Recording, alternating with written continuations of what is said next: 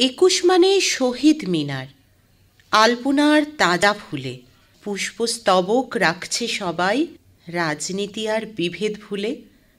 21 মানে বাংলা মায়ের প্রাণ জুড়ানো মুখের ভাষা, স্বপ্নসাধের সেই ভাষাতে মেটাই সকল মনের আশা। আজ 21শে ফেব্রুয়ারি, 7টি তাজা প্রাণ রফিক, সালাম, আব্দুল জব্বার, সফিউল, সালাম বরকতের শহীদ হওয়ার দিন এই 21শে ফেব্রুয়ারি।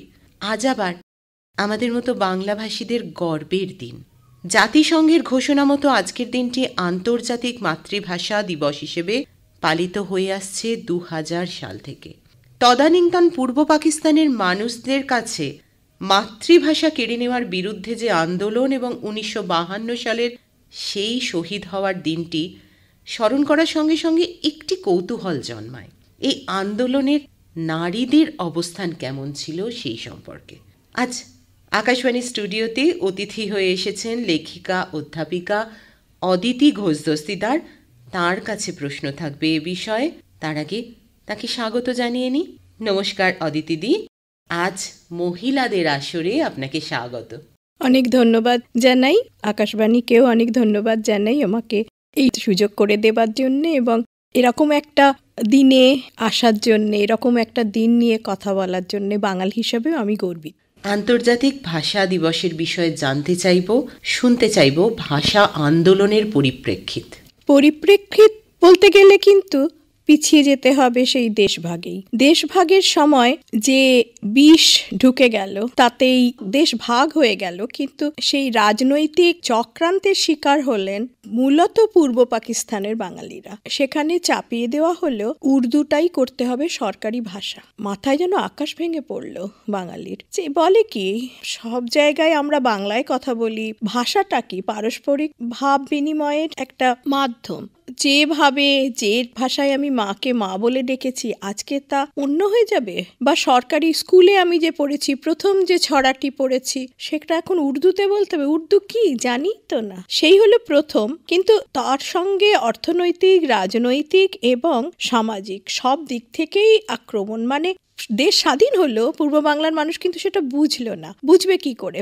সবকিছুই চাপিয়ে দেওয়া হচ্ছে। স্বাধীনতা মানে কি? আমার নিজস্বতা সেটা নেই। তো সেই জন্যেই এই যে ভাষার ওপর আঘাতটা নেমে আসাটাই মোটামুটি 52 সালের কথাটা আমরা জানি, ওই দিন রক্ত ঝরলো, কিন্তু প্রদীপ জ্বলার আগেও তো সলতে পাকানোর কাজ থাকে। তো সেই 1948 সাল থেকেই শুরু হয় ভাষা আন্দোলন। বঙ্গবন্ধু মানে মুজিবুর রহমান প্রথম কিন্তু গ্রেপ্তার হয়েছিলেন এই ভাষার দাবিতে। নিজেই বলেছেন যে ভাষা আন্দোলন ছিল জীবন মরণের লড়াই। খাদ্য চাই, বস্ত্র চাই, নাগরিক অধিকার চাই, চাই কথা বলার অধিকার, নিজের ভাষায় কথা বলার অধিকার। তো সেখান থেকেই শুরু প্রেক্ষাপট। তারপর থেকে একের পর এক সে দীর্ঘ ইতিহাসে আর যাচ্ছি না। কিন্তু তুমি যা বললে 1952 সালের ওই সময়ে আন্দোলন, ঢাকাতে পুলিশ গুলি চালালো, লুটিয়ে পড়লো 7টি তাজা প্রাণ। ঢাকার কথাটা ছড়িয়ে গেল সারা পূর্ব বাংলায়। এবার সব জায়গাতেই আন্দোলন হতে থাকলো। তখন আর ফেটে পড়লো মানুষ বিক্ষোভে। মেয়েরাও এগিয়ে এলেন তার সঙ্গে। যদিও মেয়েদের তখন সামনাসামনি আসা, কথা বলার অধিকার অনেক কম ছিল, কিন্তু তবুও মেয়েরা, স্কুলের শিক্ষিকা, ছাত্রছাত্রীরা তো সবসময় আন্দোলনে নেমেছে। আর যেহেতু এই ছাত্রগুলি শহীদ হয়েছে তাই জন্য ছাত্রছাত্রী নির্বিশেষে মিছিল করতে থাকে, প্রতিবাদ করতে থাকে এবং পুলিশ অত্যাচার করে, তাদের জেলে ভরে। নারায়ণগঞ্জ, সিলেট, চট্টগ্রাম তো সবসময় খুব বিপ্লবী, আমরা জানি সূর্য সেনের জায়গা, প্রীতিলতার জায়গা। আর ভাষাটা তো বাংলা ভাষা, সেই ভাষাটাই তো সব জেলার লোকই বলে। হয়তো একটু ডাইলেক্টটা আলাদা, প্রকাশভঙ্গি আলাদা, কিন্তু ভাষা তো বাংলা ভাষাই। আসলে জন্মেই যে ভাষাটা শেখা মায়ের কাছ থেকে, সেটার আদর তো সবসময় সবচেয়ে বেশি। একদম, যে ভাষায় মা বলে ডেকেছি, বাকি ভাষাগুলো সবই হচ্ছে দ্বিতীয় ভাষা। আমার ভাইয়ের রক্তে রাঙানো 21শে ফেব্রুয়ারি গানে স্মরণ করা হয়েছে ভাইদের কথা যারা শহীদ হয়েছিলেন। কিন্তু ভাইদের কথা বলছেন যে বোনেরা, অর্থাৎ নারীরা, তারাও তো নিশ্চয়ই পিছিয়ে ছিলেন না, কারণ কোনো আন্দোলনের ভিত্তি স্থাপিত হতে পারে না সকলে যদি এগিয়ে না আসেন একসঙ্গে। জানতে চাইব তাঁরা কি সম্মুখ সমরে নেমেছিলেন? অবশ্যই নেমেছেন, আর নামবেন তো বটেই। ধরো যে শহীদ হলেন তার ঘরেও তো মা বোন আছে, সেই মায়ের বুকের ছেলেটি তো চলে গেল, সেই বোন আর কোনোদিন দাদা বলে ডাকতে পারলো না। তো ওই শহীদ সবার ছেলে সবার ভাই হয়ে উঠলো, মেয়েরাও এগিয়ে এলেন। ঢাকা, নারায়ণগঞ্জ, সিলেট, চট্টগ্রাম সব জায়গাতেই ছড়িয়ে গেল। যেমন রাজশাহীর তিন কন্যা নামেই তারা পরিচিত ছিলেন। একই পরিবারের রাহেলা খাতুন, রহিমা খাতুন ও রোকেয়া বেগম। এরা পুলিশের চোখে ধুলো দিয়ে এই আন্দোলন বহুদিন ধরে, যাকে বলে আন্ডারগ্রাউন্ড, কাজ করেছেন, পরে জেলেও গেছেন। এরকম অনেক অনেক নাম, অনেক অনেক চরিত্র, তারা আমাদেরই মতন ঘর সংসার হয়তো খন্তি হাতেই বেরিয়ে পড়েছেন। আমি আজকের দুজনের কথা বলবো যাদের আমরা আত্মবিস্মৃত বাঙালি, তো যারা মনে রাখিনি, কিন্তু তাদের যে আত্মত্যাগ শুনে চমকে উঠতে হয় যে এতখানি ছাড়া যায় শুধুমাত্র কথা ভাষার জন্য। সম্মুখ সমরে তারা এগিয়ে এসেছিলেন, সম্মুখ সমরে ভাবে গুলি খাননি, কিন্তু তারা ছিলেন ভেতরে ভেতরে এই আন্দোলনকে তৈরি করার ক্ষেত্রে। গুলি খাননি কিন্তু জেল খেটেছেন, মানে গুলি হয়তো গায়ে লাগেনি কিন্তু লাগতে পারত। আন্তর্জাতিক মাতৃভাষা দিবসে দাঁড়িয়ে ওই যে আপনি বলছিলেন, আপনি বলবেন সেই বিস্তৃত নারীদের কথা শুনতে চাইবো। একটু গল্পের মতোই বলছি। রাগে পায়চারি করছেন পুলিশ সুপার, সামনে মাথা নিচু করে দাঁড়িয়ে দুজন পুলিশ অফিসার। লজ্জা করে না আপনাদের? এক রত্তি মেয়েটাকে না ধরে তার চুলের ফিতে ধরে নিয়ে এলেন। যে স্যার, ও হচ্ছে একদম জিন পরি, ও মানুষ নয়, ওকে ধরা যাবে না। পুলিশ সুপার তো রেগে কাই, ধরা যাবে না হতে পারে? একটা ছাত্রী, অল্প বয়সী মেয়ে, খবর দেবার লোকের তো অভাব হয় না। সব আন্দোলনেরই পেছনে একজন মির্জাফর থাকে, তো বা একজন বলে দেওয়ার লোক বা বিভীষণ থাকে। তো খবর এসে গেল যে নাদেরা কোনো একটা বাগান দিয়ে যাতায়াত করবে। পুলিশ সুপার ঘিরে ফেললেন পুরো বাগানটাকে, উঁচু পাঁচিল দেওয়া সেই বাগানে।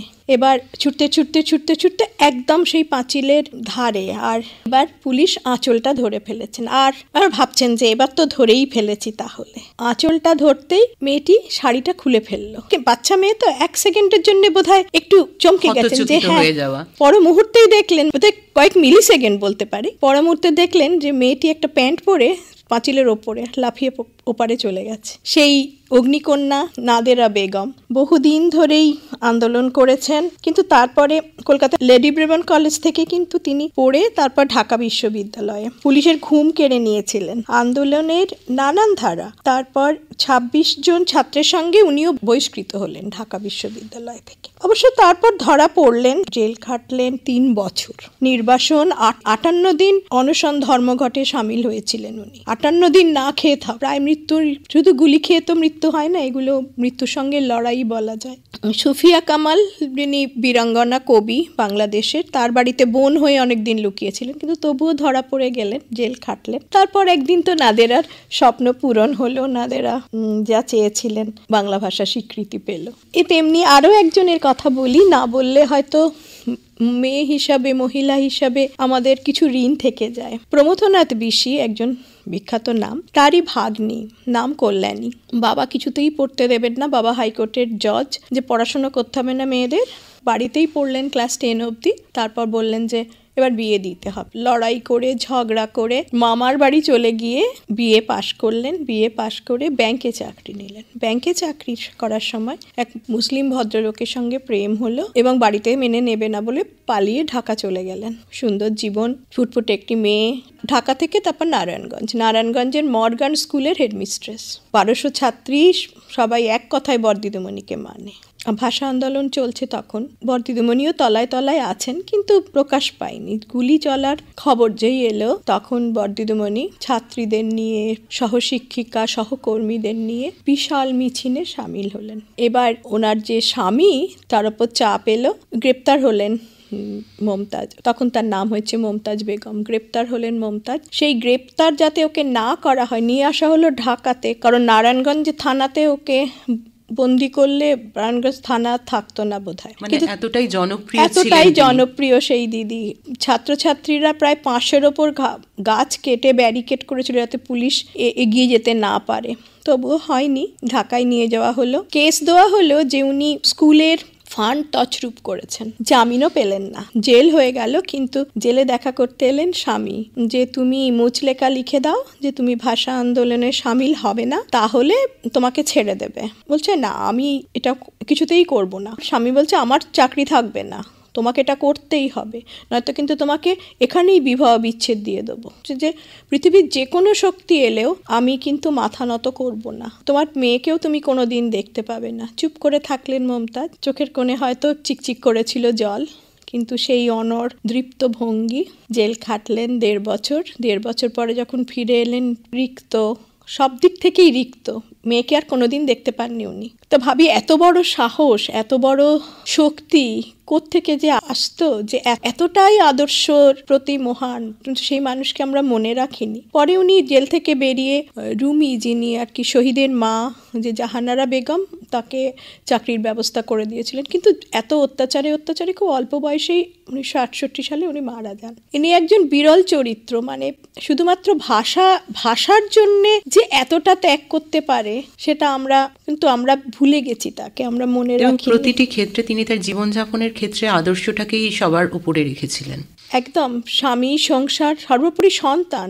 আমরা যারা মা তারা তো বুঝতে পারি যে সন্তান এলে আমরা যেন থমকে যাই, কিন্তু তিনি তার ভাষা মা, বাংলা ভাষা মায়ের কাছে এতটাই ঋণী যে তিনি সব কিছুই ছেড়ে দিয়েছিলেন। মানে ভাষা আন্দোলনের ক্ষেত্রে আমরা বলতে পারি যে নারীরা অনেকটাই বিস্মৃতই ছিলেন, থেকে গেছেন, আমরা তাদেরকে ভুলে গেছি।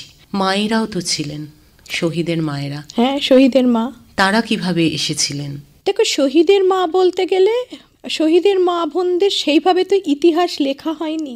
তখন বড় বড় চরিত্রগুলো শুধুমাত্র ইতিহাসে এসেছেন, যদি কেউ লিপিবদ্ধ করেছেন এসেছেন, তবে সর্বাঙ্গিকভাবে তখন ওই 7টি ছেলেকে সবাই ভেবেছে ছেলে, সবাই ভেবেছে ভাই। সেই জন্যেই ওই গান উঠে এসেছে যে আমার ভাইয়ের রক্তে রাঙানো 21শে ফেব্রুয়ারি। যে নারীরা এসেছেন তারা ওই তাদের ছেলে সন্তানের জন্য এবং তাদের ভাইয়ের জন্য তারা লড়াই করে গেছে। ভাই তো একজন পুরুষেরও ভাই, একজন নারীরও ভাই, তাই না? এই যে বিস্মৃতির অন্ধকার, এই বিস্মৃতির অন্ধকারকে কি সরানোর কোনো ব্যবস্থা হয়েছে সেটা আমাদেরই বাংলাতে বা ওই বাংলাতে? দেখো, বই হয়েছে, লেখা হয়েছে। এখন আমিও যে জানতে পেরেছি সেই একটু পড়াশোনা করেই, এটা তো সরকার বা কাউকে দোষারোপ করা যায় না, আমাদের নিজেদেরই জানতে হবে। আমাদের যে এত বড় ইতিহাস, এত আন্দোলনের ইতিহাস, আমাদের যে ঐতিহ্য, আমাদের নিজেদের চর্চার প্রয়োজন। আর একটা যেটা মনে হয় যে আমরা শিখে বড় হয়েছি কোথা থেকে? স্কুল থেকে, তাই না? স্কুলের সিলেবাসে হোক বা কোনো প্রোগ্রামের মাধ্যমে হোক, এইগুলো জানানো। ভাষা আন্দোলনের দিন যদি একটু কিছু বাচ্চাদের ক্লাসে হলেও বোঝানো যায় বাংলা ভাষার, আমাদের বাংলা ভাষাভাষী হিসাবে কতটা গর্বিত। শুধু তাই নয়, ওই 21শে ফেব্রুয়ারি ছাড়াও 19শে মে যে শিলচরে ভাষা আন্দোলন হয়েছিল, সেখানে তো ভাষা শহীদ কমলা ভট্টাচার্য হয়েছিলেন এবং তার বোন সারা জীবন পঙ্গু হয়েছিলেন। এগুলো আমাদের মেয়েদেরও জানানো উচিত যে দেখো, নিজের ভাষা কিন্তু সব থেকে বড়। হয়তো কোথাও সিলেবাসে আনা উচিত যাতে সকলে জানতে পারে। হয়তো চর্চার বাইরেও শুধু পড়ার কারিকুলামের মধ্যে তারা জেনে যেতে পারে যে নারীরাও ছিলেন সেখানে। মানে মনীষীদের জীবন তো না পাঠ করলে চরিত্র গঠন হয় না, সেরকম পুরুষদের পাশাপাশি নারীদের জীবনও আসবে। আজকালকার ছেলেমেয়েরা জানবে, সমৃদ্ধ হবে, গর্বিত হবে। আমরা খুব বেশি করে চাই এই বিস্মৃতির অন্ধকারটুকু সরে যাক প্রত্যেকে, শুধু নারী বলে না, অনেক পুরুষও তো সেখানে রয়ে গেছেন ছায়ায়, তারাও আসুন সামনে, তাদেরকেও তুলে আনা হোক সামনে। খুব সুন্দর, মানে দুজনের কথা বললেন, কোথাও বোধহয় গায়ে কাঁটা দিয়ে গেল যে এতটা সাহসী হতে পারেন নারীরা। এবার একটু অন্য প্রসঙ্গে আসি। এই আন্তর্জাতিক হতে গিয়ে, বিশেষ করে যখন আমরা এই দেশে থাকি, দেশে দেখেছি যে মাতৃভাষা বাংলাকে একটু সরিয়ে রেখে আর একটু আন্তর্জাতিক হতে চাওয়ার চেষ্টা করা। হয়তো ভাষা পড়তে গিয়েও আমরা স্কুলের কারিকুলামেও দেখেছি যে প্রথম ভাষা হয়তো কোথাও কেউ ইংরেজি নিচ্ছে, দ্বিতীয় ভাষা হিসেবে যেহেতু সারা দেশে চলছে সেখানে হিন্দি নিচ্ছে, বাংলাটা কোথাও একটুখানি সরে থাকছে। এইভাবে আমরা তো আরও ভুলে যাব নিজেদের ইতিহাসকে। সে বিষয়ে আপনি কি বার্তা দিতে চান শ্রোতা বন্ধুদের?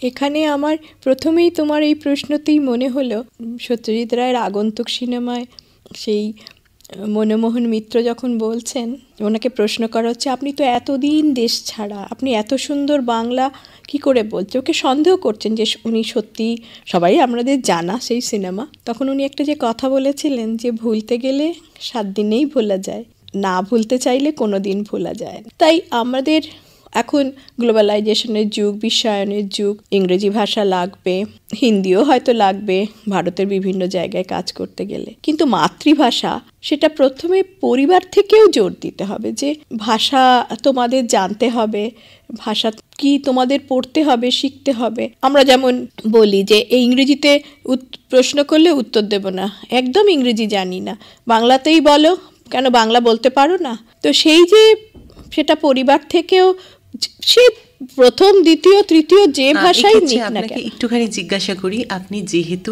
এই দেশে থাকেন না, বহুদিন আপনি বিদেশবাসী, তো সেক্ষেত্রে আপনি সেই পরিবারগুলোতে কিরকম দেখেছেন, বা আপনার নিজের পরিবারের ক্ষেত্রে? ওই যে বললাম যে বাংলা ভাষাটার ওপরে আমি একসময় একটা বাংলা স্কুলে পড়াতামও, তো সেখানে নানান মজার অভিজ্ঞতাও আছে। সেখানে আমরা সংস্কৃতি এবং বাংলা অন্তত বলতে পারা, দেখো এখন তো অডিও বুকসও আছে, যদি সংস্কৃতিটা ঠিক মতো জানি, বড় বড় লেখকদের লেখা কিছুটা পড়ি বা শুনি, তাতে আস্তে আস্তে আগ্রহ জন্মাবে। আর বাড়িতে ওই জোর করা হয় আর কি, জোর করে যে ইংরেজি বলবে না, সে তো এদেশেরও সমস্যা। এদেশেও দেখি আমার আত্মীয় যারা বাচ্চারা স্কুলে পড়ে, এই তোরা ইংরেজি বলবি না, বাংলা বল, বাংলা কি জানিস না?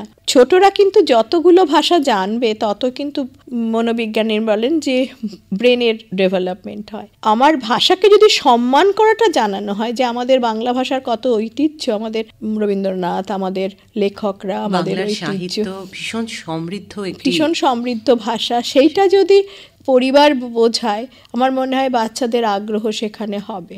শ্রোতা বন্ধুদের আপনি এটাই বলতে চান যে পরিবার থেকে বাংলা ভাষা শেখার উপর যেন জোর দেওয়া হয়। আস্তে আস্তে ছোট ছোট বই, বড় বড় বই, হয়তো 100-র মধ্যে 100 হবে না, 70 তো হবে, 75 তো হবে। অনেক ধন্যবাদ অদিতি দিদি, এত ব্যস্ত সময়ের মাঝে আপনি দেশে এসেছেন এবং আমাদের স্টুডিওতে এসেছেন। আমরা সমৃদ্ধ হলাম, এমন কিছু কথা, এমন কিছু না জানা বিষয় আমাদের এবং আমার শ্রোতা বন্ধুদের জানিয়ে গেলেন। খুব ভালো থাকবেন এবং পরবর্তীতে আবার ইচ্ছে রইল আপনার মুখোমুখি বসার। অনেক ধন্যবাদ। নিধুবাবুর কথা দিয়ে শেষ করি, নানান দেশে নানান ভাষা, বিনে স্বদেশী ভাষা, মিটে কি আশা। অনেক ধন্যবাদ অনিন্দিতা।